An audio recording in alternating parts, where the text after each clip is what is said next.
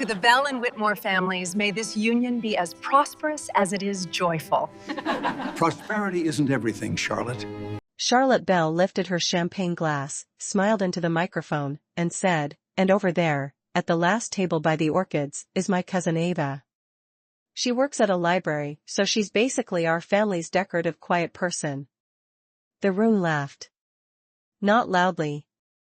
Not cruelly, at least not in the way cruelty looks in movies. This was worse. It was polished laughter, soft and social, the kind that slipped beneath a woman's skin without leaving a mark anyone else could see. More than 100 guests turned, smiling with careful mouths and bright, expensive teeth, as if Ava Whitmore had just been introduced as a charming little oddity instead of a human being. Ava stayed still.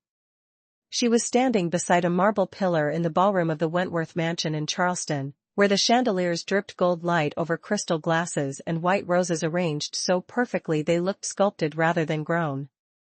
Every surface gleamed. Silver trays floated past on white-gloved hands. The air smelled like gardenias, champagne, old money, and the faint salt of the harbor drifting in from somewhere beyond the tall windows. And there she was in a navy dress she had bought off a clearance rack last spring, one hand wrapped around a clutch with a worn corner she kept turning inward so no one would notice. Decorative quiet person. Charlotte had always been talented at that. She could reduce a person with one pretty sentence and make everyone around her feel clever for joining in. Ava felt the old heat rise in her chest, the familiar mix of shame and anger and something even more exhausting than both of them put together. Recognition. She knew this moment. She had lived inside versions of it her whole life. At 12, when Charlotte had introduced her to friends as "my cousin who likes books because real people scare her." At 17, when an aunt laughed that Ava would probably marry a filing cabinet if it asked politely. At 26, when her father told her, not unkindly but not bravely either, that some women were simply not made for the center of a room. So Ava did what she had trained herself to do. She lowered her chin. Smoothed her face. Made herself smaller. Across the ballroom, Charlotte looked radiant in cream silk, a ring bright on her hand, one arm looped possessively through Ethan Vale's. Ethan wore his wealth the way some men wore cologne, lightly, as if he had never had to think about it. Tonight belonged to them. To their engagement. To the joining of two families that liked influence, beautiful old buildings, and stories about themselves. Charlotte was making sure the story had no awkward footnotes. Ava's father, Martin Whitmore, sat at a nearby table and stared down at the linen as though the weave demanded his full attention. He did not look at his daughter. He did not look at Charlotte. He reached for his water glass with a hand that trembled once, then stilled. That was his specialty. Not cruelty. Not defense. Silence. Charlotte's mother, Celeste Bell, gave a little smile that said let it go, as if humiliation were a spilled drink and not a public stripping of dignity. Ava could feel eyes on her from every direction now. Curious. Dismissive. Pitying. Some of the younger guests were already looking away, bored now that the joke had landed. To them she was exactly what Charlotte had declared her to be. A pale extra in the background. A woman who shelved books while more important people built cities, funded campaigns, married into power. She could have stayed quiet. God knew quiet had kept her alive in rooms like this. But something in her refused tonight. Maybe it was the way Charlotte had said decorative, like Ava's life had texture but no weight. Maybe it was the months Ava had spent fighting to keep the Harbor Memory Project alive back in Savannah while people with titles and tailored jackets called community archives non-essential. Maybe it was the memory of her mother's voice, years ago in their small house, saying, never confuse gentleness with absence. Some of the strongest things in this world make no sound at all. Ava lifted her gaze. Her voice, when it came, was calm. Warm. Clear enough to cut through crystal and conversation. Thank you, Charlotte. It's comforting to know that in a family so devoted to appearances, someone still remembers I exist. The laughter died. Not all at once. It fractured. A few startled breaths. A dropped fork. The rustle of silk as people shifted in their chairs. Charlotte's smile held, but only just. A fine crack moved through it, quick as light across glass. Ethan turned slightly toward Ava, studying her now, really studying her. As if he had just realized the quiet cousin in navy might have edges after all. Then, near the front of the room, another man turned. Theodore Hale. Charleston's mayor. Ethan's father. The kind of man whose face appeared in newspapers and on podiums, a silver-haired architect of public trust who moved through rooms as though history had already made a place for him. He had been speaking softly with two donors near the stage, one hand resting on the back of a gilt chair. But now he had gone still. Ava saw the moment happen. Not in his eyes first. In his posture. In the sharp, involuntary way his head angled, like a man hearing music from a place he had buried. His gaze found her across the ballroom and held. Not politely. Not vaguely. Directly. She felt it like a touch. Theodore Hale was not looking at her dress, or her table assignment, or the family position everyone had arranged for her tonight. He was looking at her as if some locked room in his memory had just swung open. Charlotte noticed too. Ava saw the flicker of alarm beneath her composure. Anyway, Charlotte said quickly, her laugh suddenly thinner, Ava has always preferred books to people. A few obedient chuckles followed, but they fell flat. The air had changed. Everyone felt it, though most of them did not yet know why. A server passed in front of Ava carrying a tray of champagne flutes. One glass tilted dangerously. Without thinking, Ava reached out and steadied the tray before it could slide. Careful, she said softly. Your left wrist is giving out. The young server blinked at her, startled. Thank you. At the front of the room, Theodore Hale inhaled as if someone had struck him. His fingers tightened on the chair. His wife, Margaret, looked up at once. Theodore? But he did not answer. He was still staring at Ava with something close to disbelief. Ava's pulse quickened. She had never met him properly, not that she could remember. A polite nod earlier, perhaps. Nothing more. Yet the expression on his face was far too raw for social recognition. It was older than that. Deeper. It carried the force of memory and gratitude and shock all at once. Charlotte saw him staring and moved instinctively to reclaim the room. Mayor Hale, she called brightly, would you like to say a few words before dinner? Theodore did not look at his future daughter-in-law. He looked only at Ava. For one suspended second, the ballroom seemed to contract around that line of sight, as if all the glitter and noise and polished cruelty had been pushed outward by something heavier, truer, impossible to ignore. Ava felt a chill move down her spine. Somewhere beneath the chandeliers, beneath the scent of roses and money and performance, the night had begun to shift. Charlotte had wanted her in the background. Decorative. Harmless. Small. But some stories did not stay buried just because powerful people preferred them that way. And as Theodore Hale took one slow step away from the stage and toward the last table by the orchids, Ava understood one thing with sudden, terrifying clarity. He knew her voice. By the time the applause returned to the ballroom, it no longer sounded warm. It sounded careful. Suspicious.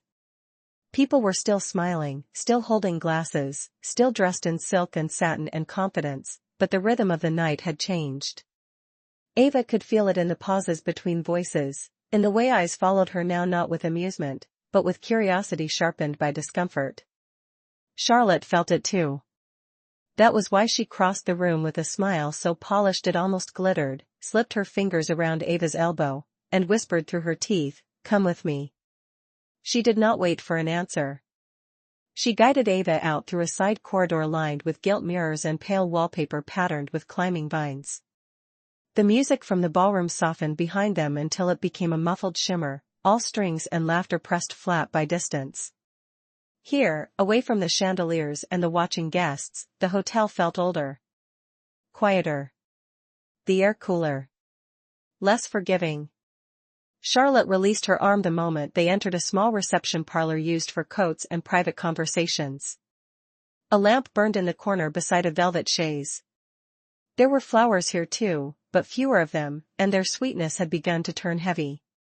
For a second Charlotte simply stood with her back to the door, breathing. Then the smile vanished. "What was that?" she asked. Ava looked at her evenly. "You introduced me as if I were a houseplant." Charlotte gave a short, incredulous laugh. "Oh, please. It was a joke." "It was a warning," Ava said. "To them and to me." Charlotte folded her arms. Even angry, she was beautiful in the severe, deliberate way of women who had been taught from birth that beauty was not only a blessing, but a weapon. "You always do this. You make everything dramatic because you can't handle being uncomfortable." Ava almost smiled at that. "Almost. No. I handle discomfort very well. I was trained by this family." The words landed harder than Charlotte expected. Ava saw it in the tiny flare of her nostrils, the brief tightening along her jaw. But Charlotte recovered quickly. She always did. She stepped closer, lowering her voice into something silkier, more dangerous. "You need to understand something. Tonight is important. Ethan's family is important. There are donors in that room. Council members. Trustees. People who matter. This engagement isn't just a party. It's a beginning. And I will not let you turn it into one of your wounded little scenes." Ava let the silence stretch. "My wounded little scenes?" Charlotte tilted her head. "You know exactly what I mean. The quiet staring. The pointed answers. The way you make people feel guilty just by standing there looking disappointed in them." Ava stared at her cousin, and for one bright, clean second she understood something she should have understood years ago. Charlotte was not frightened of embarrassment. She was frightened of contrast. Frightened that next to someone real, all her careful polish might begin to look like what it was. Varnish over hunger. Perfume over rot. "You don't want me to speak," Ava said softly. "Not because I'll ruin the party. Because I don't fit the version of the family you sold to them." Charlotte's expression sharpened. There it was. The truth, touched too closely. "Of course you don't," she said. "Look at you, Ava." The words were simple. The cruelty inside them was not. Charlotte's gaze moved over Ava's dress, her shoes, the old clutch in her hand, the pearl earrings that had belonged to her mother and were the only expensive thing she wore. Then her eyes rose again, calm and cutting. "You're competent. Quiet. Earnest. You spend your life preserving dead paper in a damp building no one would notice if it disappeared tomorrow. That may be enough for you. It is not enough in rooms like this." Ava felt the familiar sting, but it no longer pierced as cleanly as it once had. Maybe because she was older now. Maybe because she had spent too many mornings unlocking the doors of a public library before sunrise and too many nights fighting for a project that held the written memory of an entire coastal community to let a woman in silk tell her what mattered. "You really believe that?" she said. Charlotte shrugged. "I believe in reality." "No," Ava thought. "You believe in visibility." There was a difference. She looked away then, just for a moment, past Charlotte's shoulder to the narrow window near the coat stand. Beyond the glass, the Charleston night hung over the city like dark velvet stitched with harbor lights. Somewhere south of here, in Savannah, the old brick library would be closed by now. The children's corner dark. The archive room humming softly with its climate controls. Boxes of letters and church records and storm journals waiting in careful rows.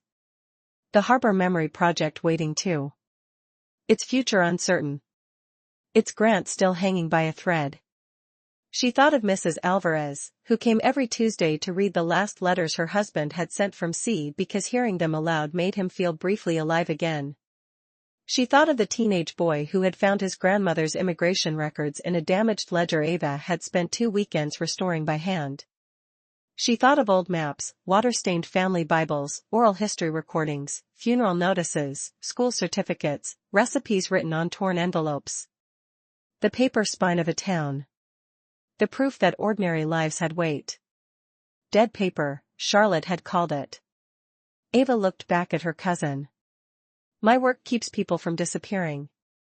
Charlotte rolled her eyes. There it is. The moral grandeur. The truth, Ava said. Charlotte's face hardened. You know what your problem is? You think because you suffer quietly, it makes you noble. It doesn't. It makes you passive. And people like me have to carry the room while people like you sit in corners judging us for surviving it. For the first time Ava heard the strain beneath the cruelty. Charlotte was angry, yes. But also cornered. Shaken. The look Theodore Hale had given Ava in that ballroom had unsettled her more deeply than she wanted to admit. Before Ava could answer, voices drifted in from the hall. A man's voice, low and controlled. Ethan. Then another, older. Female. Celeste. Charlotte moved instinctively, cracking the door just enough to listen. Ava stayed where she was. Why was my father staring at her like that? Ethan asked. Celeste gave a soft, dismissive laugh. Theodore notices everyone. No, Ethan said. Not like that. Charlotte's shoulders tightened. Celeste lowered her voice, but not enough. Ava is sensitive. She's always had a way of making people feel sorry for her. Don't read into it. There it was again. The family script. Polished. Rehearsed. Say she is sensitive. Say she is difficult. Say she is fragile, and suddenly every injustice against her becomes self-defense. Ava should have been used to it by now. But she was tired. Tired in the marrow of her. Tired of being translated by people who benefited from her silence. Charlotte shut the door harder than she meant to. The latch clicked with a sharp metallic sound. Then she turned back, all softness burned away. Listen to me carefully, she said. When we go back out there, you will keep this evening simple. Smile if someone speaks to you. Say as little as possible. And do not, under any circumstances, try to insert yourself into a conversation with Theodore Hale. Ava held her gaze. Why? Charlotte hesitated. Only for a breath. But Ava saw it. Because she doesn't know what he knows, Ava thought, because she's afraid of what happens if the wrong person starts asking questions. Charlotte stepped closer again, close enough for Ava to smell her perfume, white florals layered over something sharper, colder. Because polished families, she said, each word clipped and gleaming, do not know what to do with women like you. Ava went still. The sentence should have wounded her. Once, it would have. Once, she would have carried it like a stone in her chest for weeks, turning it over in the dark until it wore a hollow in her. Tonight, it did something else. It clarified. Women like you. Women who worked without applause, women who held things together in silence, women who remembered, women who knew where the truth was buried and how to bring it back to light. For a long moment neither of them spoke. Then, from somewhere beyond the walls of the little parlor, the ballroom swelled with a sudden hush, followed by the distinct rise of a man's voice taking a microphone. Theodore Hale. Charlotte's face lost color. Ava did not smile. She did not move quickly. She only lifted her mother's pearls between two fingers for the briefest second, as if touching the past might steady the future. Then she looked at Charlotte and said, very softly, maybe the room is about to learn. And this time, when she opened the door, she did not walk like a decorative quiet person. She walked like someone who had spent her entire life guarding the kind of truth that could change everything. The ballroom had gone so quiet that the clink of a single spoon against crystal sounded indecent. Ava stepped back inside beside Charlotte, but the room no longer felt like it belonged to Charlotte. The balance had shifted. Not fully. Not yet. But the floor beneath the evening had begun to tilt, and everyone could feel it. Theodore Hale stood near the center of the room with a microphone in one hand, the chandelier light cutting silver through his hair. He had not taken the stage. He had chosen to stand on the marble floor among the guests, as if whatever he was about to say did not belong to ceremony. It belonged to truth. Charlotte moved first. She slipped instantly into the kind of smile women like her learned young, the one designed to rescue a room before anyone could notice it needed rescuing. She glided to Ethan's side and laid one elegant hand over his wrist. "Theodore," she said brightly, "before you start, perhaps we should let dinner be served. Everyone's been so patient." Theodore did not even turn toward her. His gaze was fixed on Ava. It was not the gaze of a man looking at a social inconvenience, or a forgotten family member, or a shy guest he ought to politely acknowledge.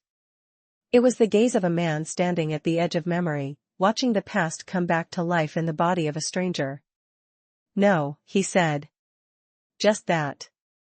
The single word dropped into the room like a stone into deep water.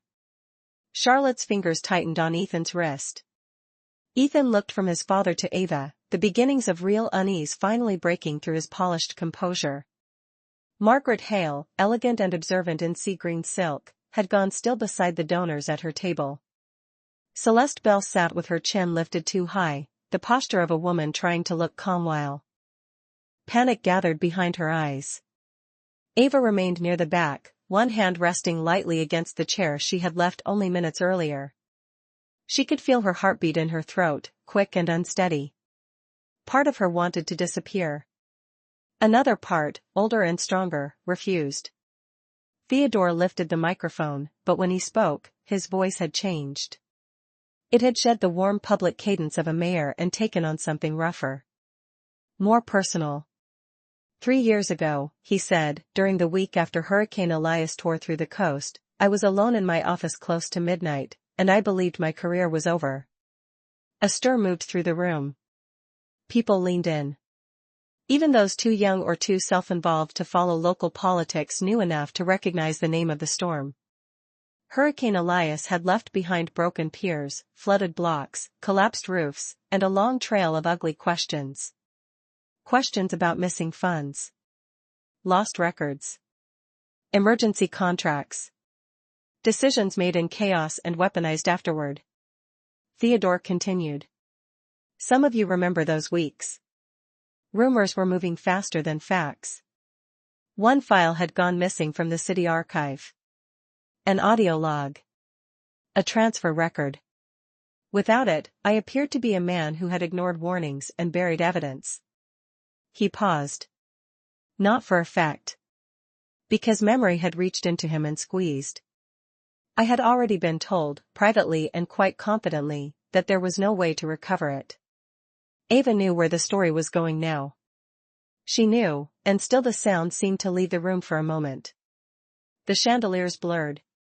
The flowers along the tables became patches of white. She was no longer in Charleston among polished strangers. She was back in another building, another night, under humming fluorescent lights with storm water staining the bottom steps outside the loading dock. The archive had smelled like wet cardboard and dust and ozone from the backup generators. She had been sitting alone at the long metal work table in the records room of the municipal annex, sleeves rolled up, hair pinned back badly because the humidity had defeated every effort at neatness. Power had flickered twice that evening. Half the electronic catalog was down. The phone lines were unstable. Everyone was exhausted. She had only been there on temporary assignment then, one more quiet woman in a building full of people who did not remember her name by the end of the week. She had been brought in because damaged records needed triage and because she was good at what she did, though no one had said that aloud. They had said dependable. They had said detail-oriented. They had said she did not mind staying late. At a little after 10, the emergency archive line rang. She remembered glancing at the wall clock and almost letting it go to voicemail. Almost. Instead she had picked up and said, "Special records intake. This is Ava." The voice on the other end had been male, older, controlled in that dangerous way controlled voices become when they are one breath from breaking. I was told someone there might still have access to the storm transfer logs. You were told correctly, she had answered, already reaching for a pencil. What exactly are you looking for? A pause. Then, something that may no longer exist. Back in the ballroom, Theodore's eyes never left her. I called the archive line, he said quietly, prepared to hear, one last time, that the truth was gone. Charlotte shifted beside Ethan. Theodore, she said, with a small laugh that cracked at the edges, this is quite a story, but perhaps tonight is not the time for municipal history. Still he did not look at her. No, he repeated. Tonight is exactly the time. The room obeyed him with its silence. Ava felt herself pulled deeper into the memory. She had heard the exhaustion in his breathing first.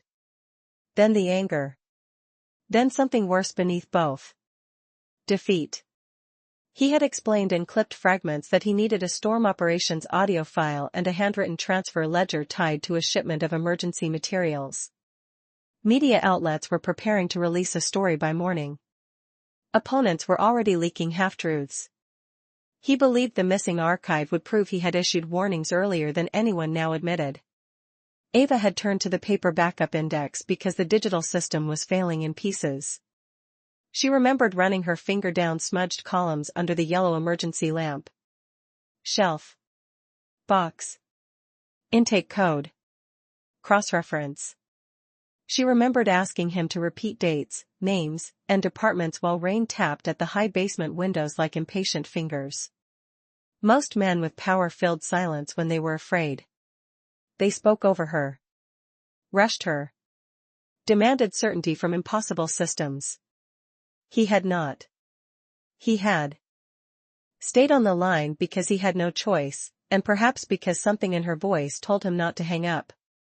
Do you still have the Storm Annex inventory from the East Records wing? He had asked. Yes, she said. Not in the main system, though. A sharp inhale. Can you get to it? I can get to almost anything if no one mislabeled it. And for the first time that night, he had laughed.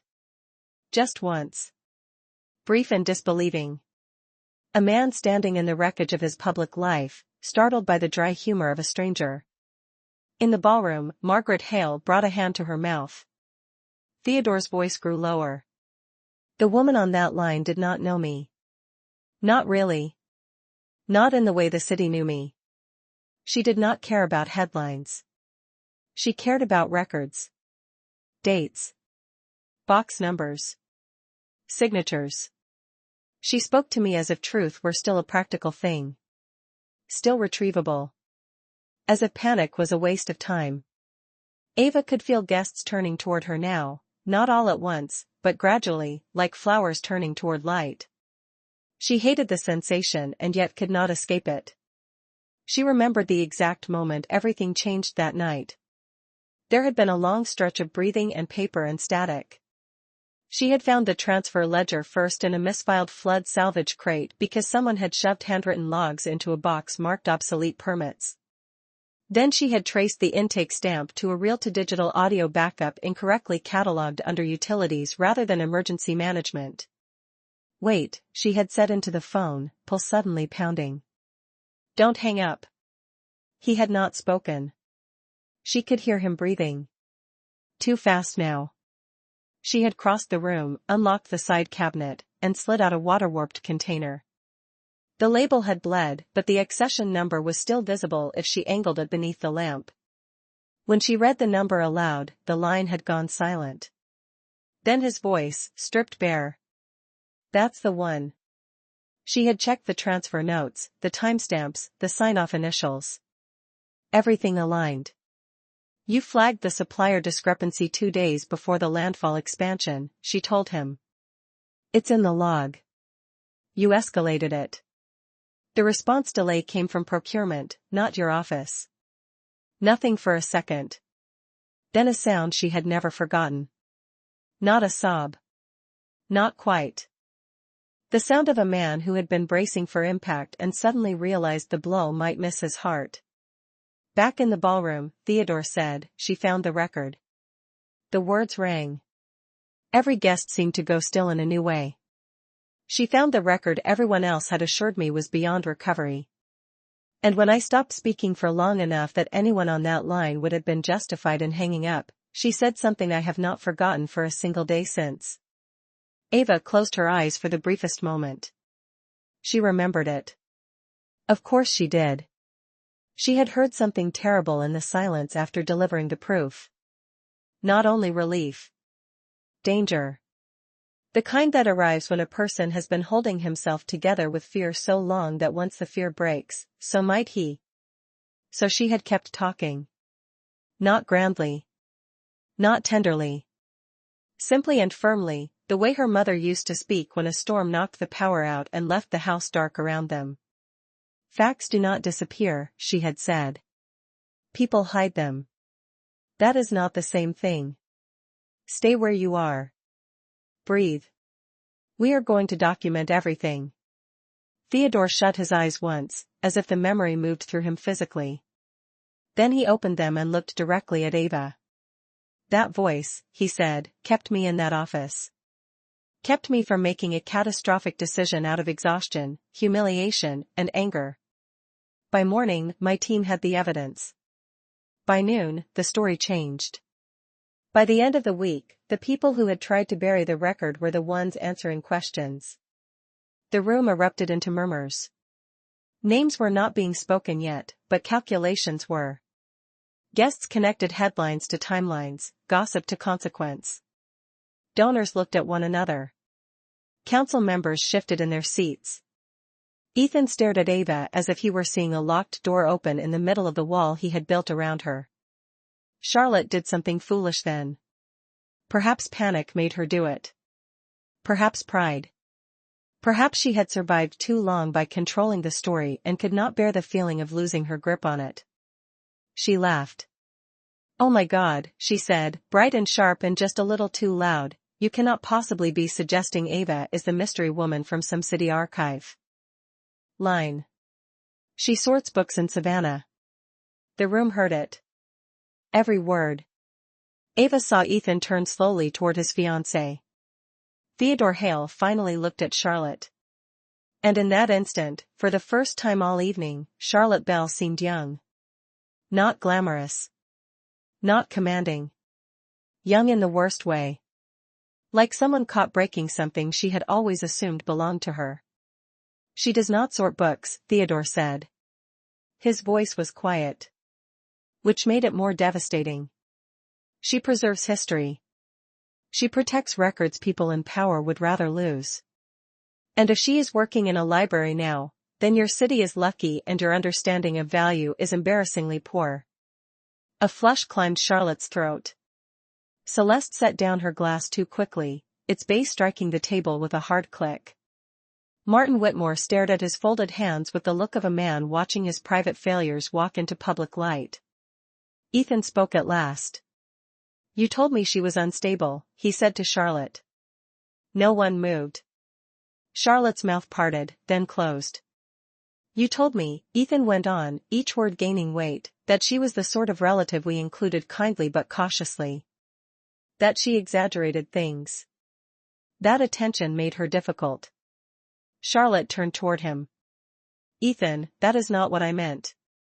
It is exactly what you meant. The words landed harder than shouting would have. Ava did not speak. She could not.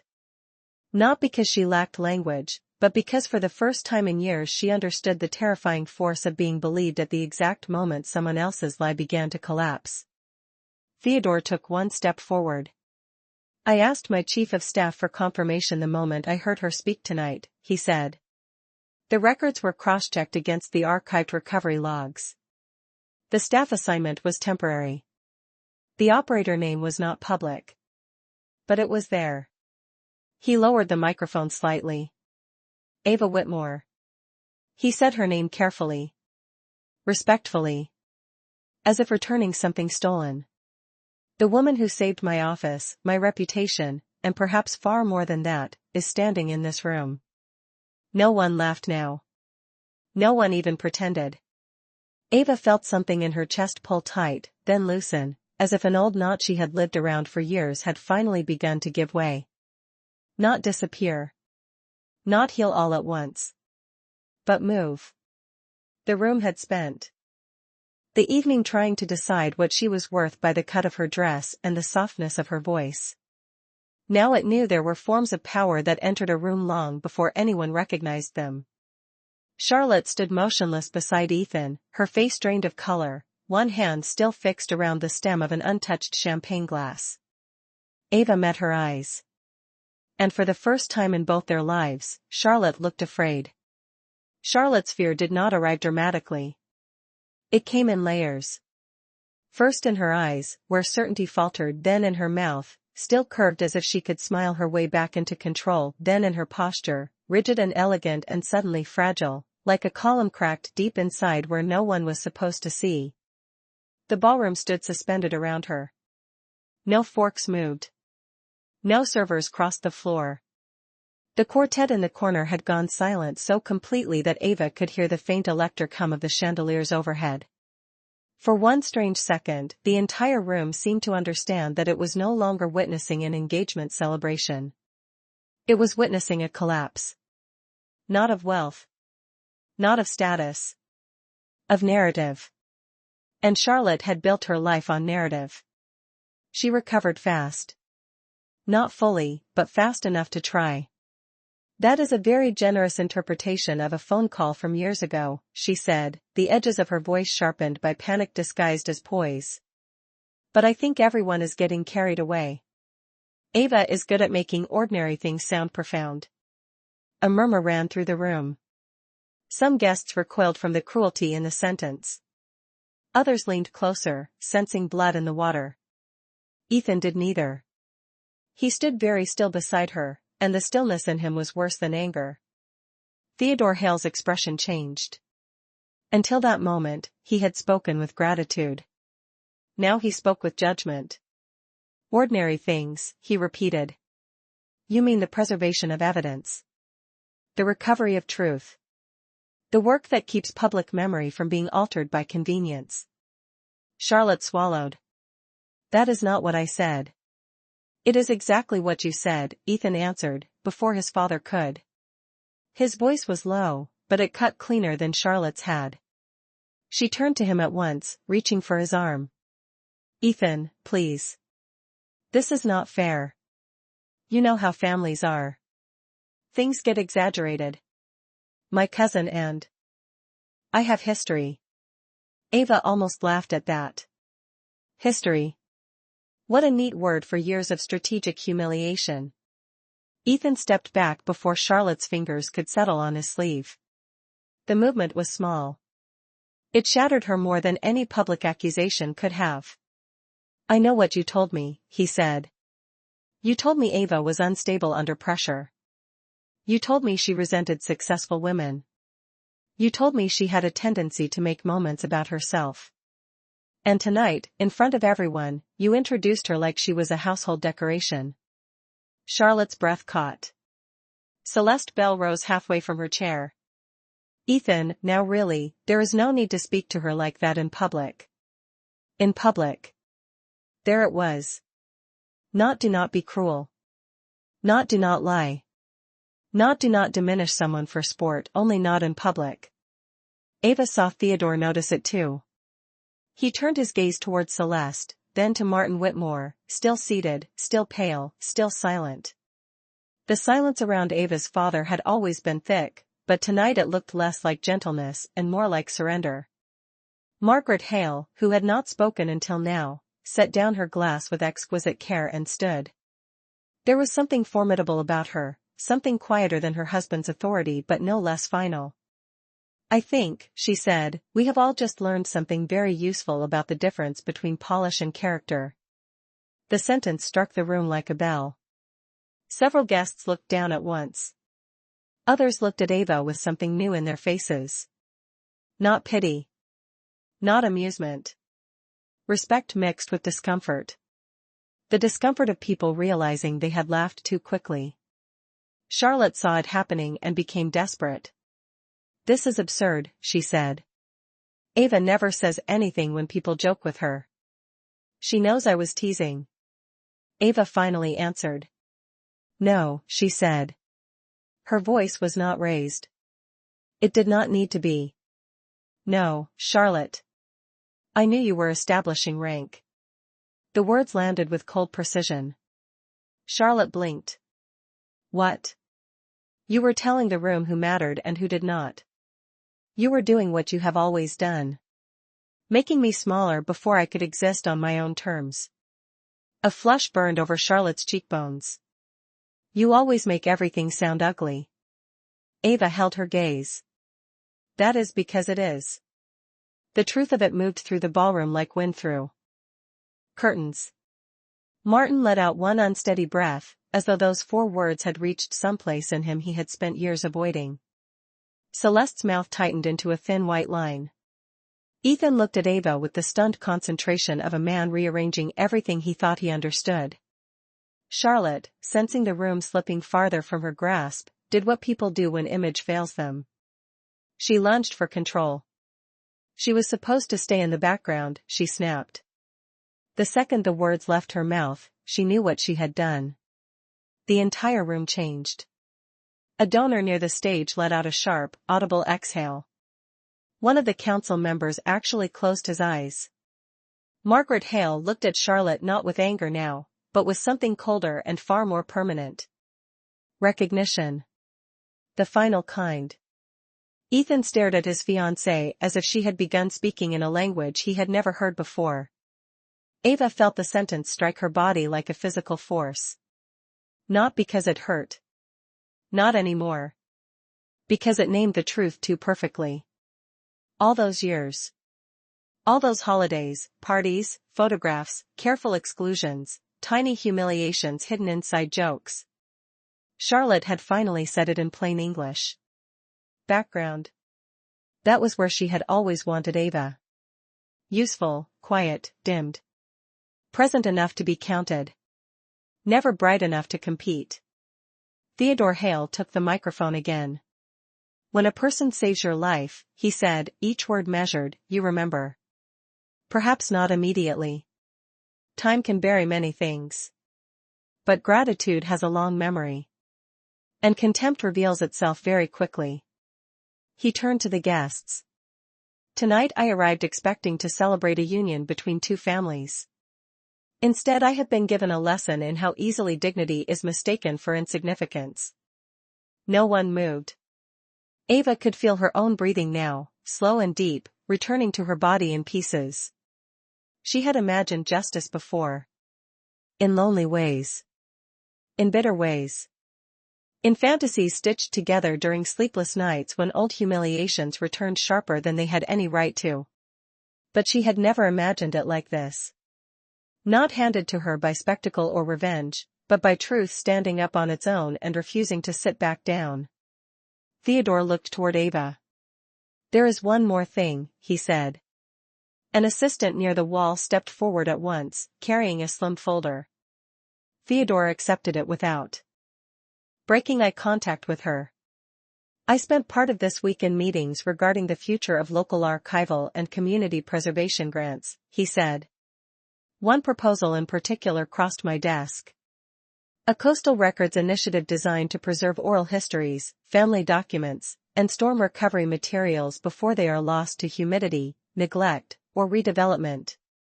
Ava's heart stuttered. The Harbor Memory Project. She had submitted the regional partnership proposal weeks ago. It had been passed through committees, delayed, politely admired, quietly sidelined. She had almost stopped hoping. Theodore opened the folder. As of tonight, that initiative will receive full support from the Hale Civic Foundation and matching municipal advocacy through my office. Effective immediately. The room erupted. Not in laughter this time. In astonishment. In applause that rose fast and loud and genuinely unrestrained. Guests turned fully toward Ava now. Some were smiling. Some looked ashamed. A few had the startled expression of people witnessing a social order reverse itself in real time. Ava could not move. Theodore went on, voice carrying over the applause. And I would be honored if Ava Whitmore would serve as lead archival director for the project, if she is willing. The applause swelled. Ava heard her name from mouths that had not cared to learn it an hour ago. Charlotte did not clap. Neither did Celeste. Martin did, but only after a delayed, broken second, as though he had to earn even that much courage. Ethan turned away from Charlotte completely. The gesture was quiet. Final enough to make her sway. Ava looked out across the room, through the blur of white flowers and candlelight and expensive faces transformed by surprise, and she understood something with painful clarity. Power had never belonged only to the loud, it had never belonged only to the wealthy, or the admired, or the beautifully packaged. Sometimes power lived in memoried, in restraint, in work no one glamorous wanted to do. In the hands of the person who knew where the truth was buried. She stepped forward at last. The applause softened, then faded. All eyes rested on her. She could have humiliated Charlotte then. She could have cut her apart with one elegant sentence and fed the room exactly what it wanted. A villain. A triumph. A public execution dressed as justice. Instead, Ava looked at Theodore first. "Thank you," she said, and the steadiness in her voice surprised even her. "For remembering." Then she turned to the room. "And for the record," she said, "people only look invisible when no one has bothered to learn how to see them." The silence that followed was deeper than applause. Not empty. Full. Charlotte stood inside it as if it were freezing around her. And for the first time in her life, Ava was not standing in anyone's background. No one rushed to refill the champagne. That, more than anything, told Ava the night was over. Not officially. The flower still glowed beneath candlelight. The quartet, after an uncertain pause, had begun again in a thinner, more fragile register. Waiters still moved with professional grace. But the spell of the evening had broken.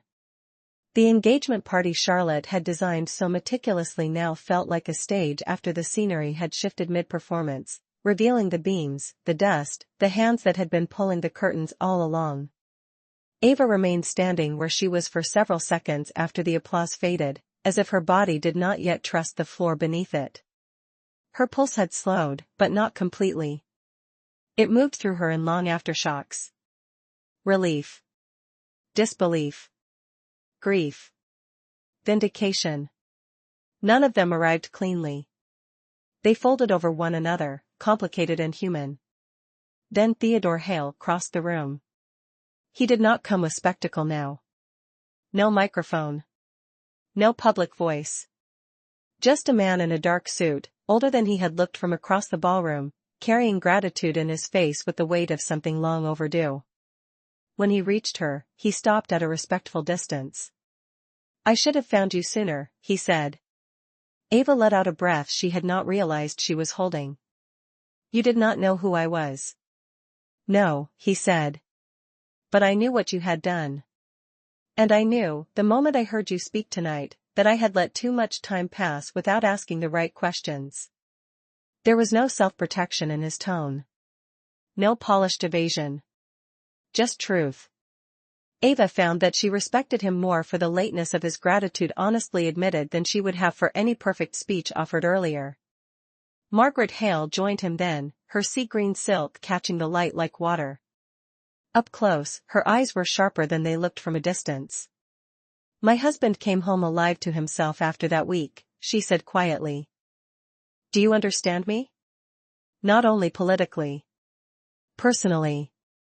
He never told the story publicly because he did not know your name, and because the city had already taken enough from that moment. But I heard your voice once. Through a recording he saved. I never forgot it." Ava blinked. "A recording?" Theodore gave a faint, almost embarrassed smile. "Not of the whole call.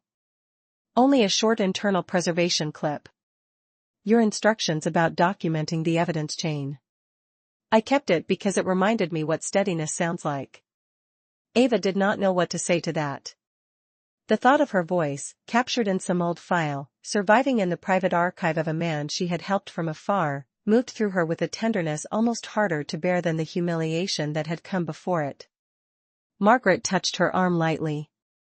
"We would like to speak with you after tonight about the Harbor Memory Project." "Properly. Not as a favor.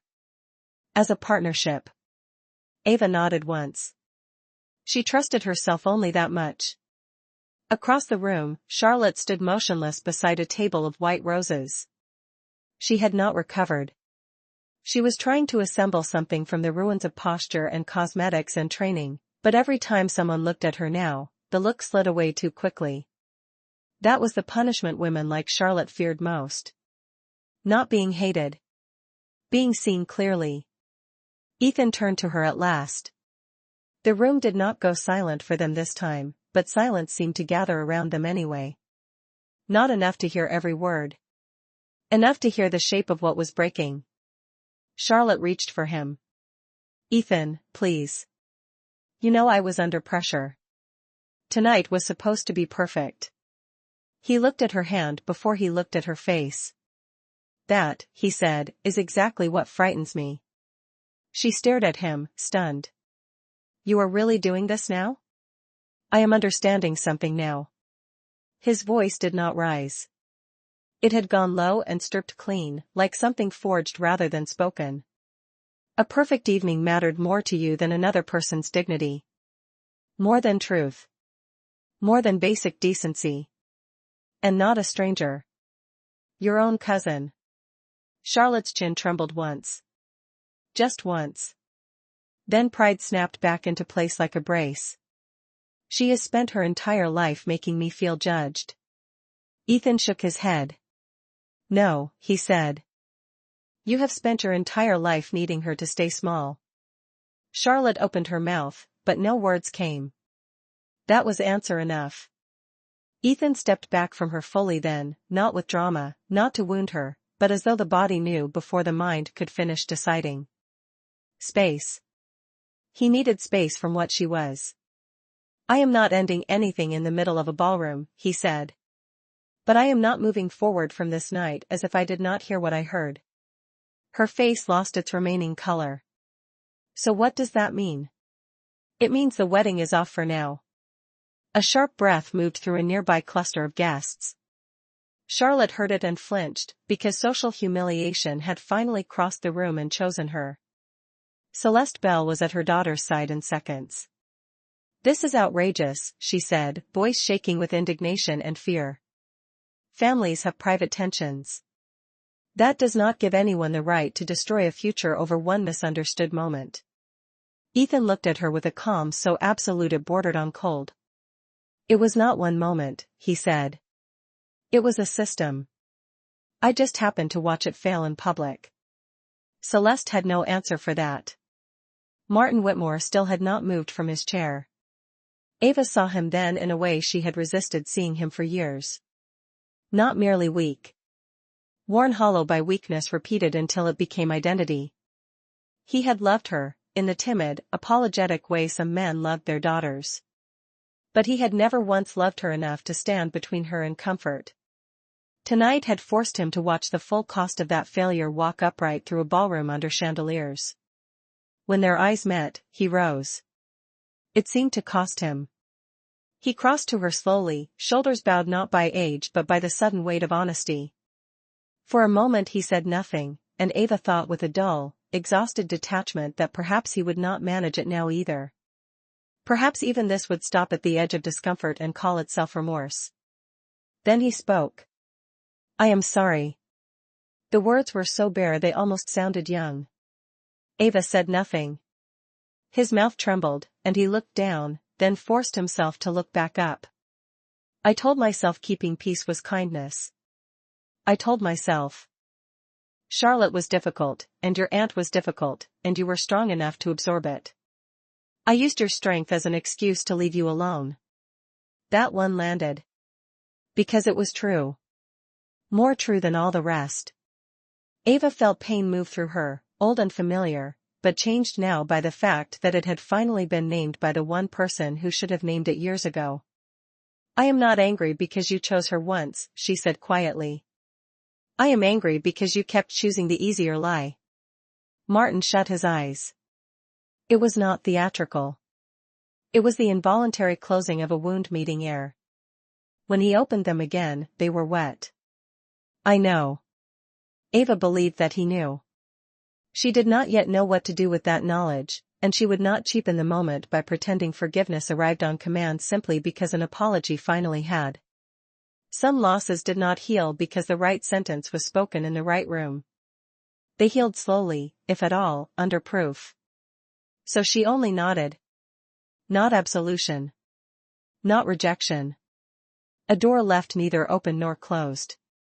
Celeste gathered Charlotte and led her away from the center of the room, toward one of the side exits, her own back still rigid with outrage. Charlotte did not look at Ava again.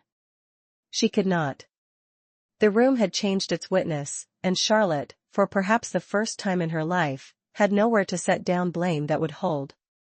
Later, much later, after the donors had approached with awkward congratulations, after Margaret had pressed a card into her hand, after Theodore had promised his office would contact her on Monday, Ava slipped out onto the rear veranda overlooking the garden. The Charleston air wrapped around her cool and damp, carrying the smell of jasmine and salt. Beyond the hedges, the harbor lights trembled in the dark like thoughts too distant to name. For the first time all evening, no one was watching her. She rested both hands on the stone balustrade and let the night enter her. Inside, glassware clinked softly. A door opened and closed.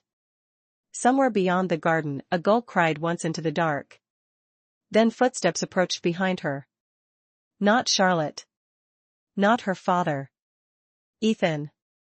He stopped several feet away, careful as if she were a frightened animal or a person carrying more than one more conversation should ask of her.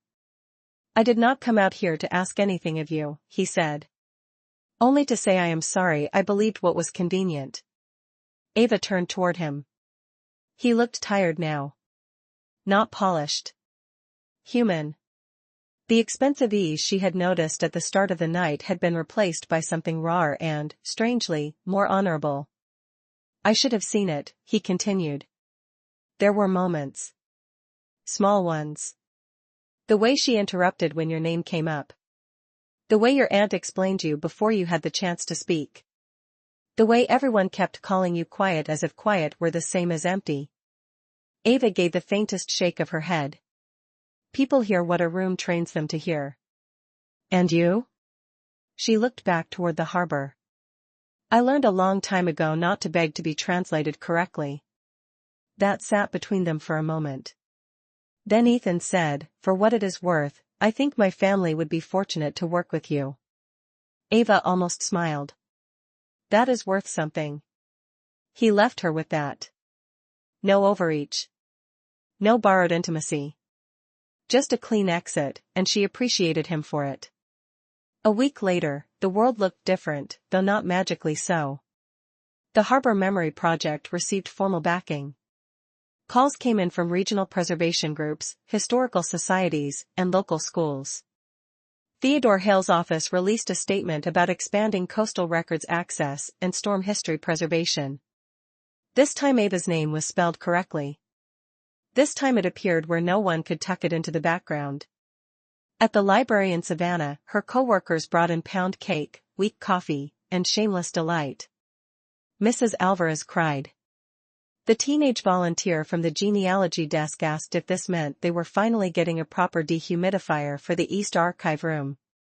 Ava laughed, and the sound surprised her because it came easily. Charlotte sent a message 3 days after the engagement party. I was under terrible pressure. Things got out of hand. I hope eventually we can both move forward with grace.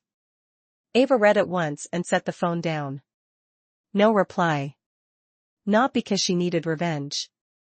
Because distance was the first honest gift she had ever given herself. Her father called twice before she answered. When she finally did, he did not fill the line with excuses. He asked if he could visit the library one afternoon. She said yes. Nothing more. Some repairs needed quiet to begin. On a bright Thursday morning, Ava stood in the archive room with a box of storm letters open on the table before her. Sunlight reached through the high windows and dusty gold bars.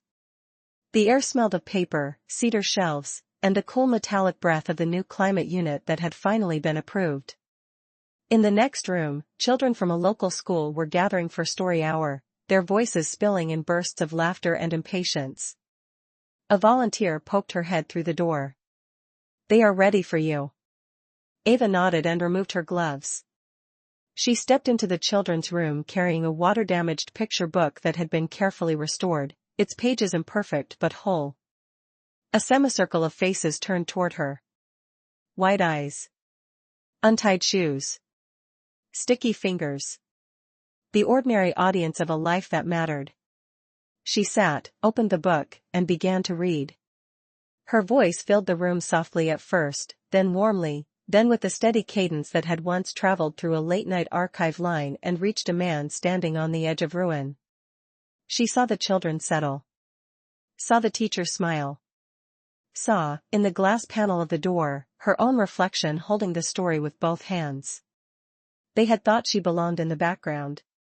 But backgrounds held walls upright. Backgrounds held memory. Backgrounds held the quiet architecture of survival. And sometimes the softest voice in the room was the one carrying the whole truth. If this story stayed with you, tell me in the comments what moment hit you hardest.